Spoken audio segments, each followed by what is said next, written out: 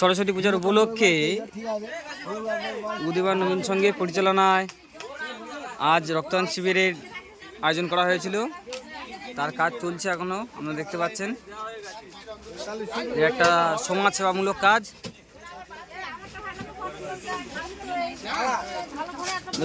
রক্ত দিয়ে এখনো বসে আছে, সব দেখতে পাচ্ছেন।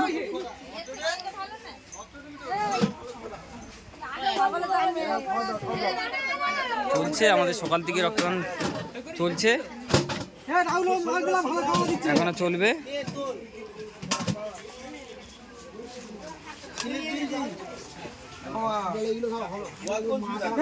আমাদের ক্লাবের ছেলেদের প্রচেষ্টায় একটা সমাজ সেবামূলক কাজে আমরা এগিয়েছি।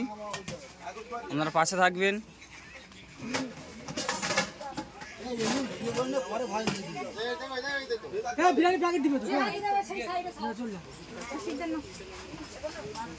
এখানে আমাদের প্রাইজের ব্যবস্থা আছে।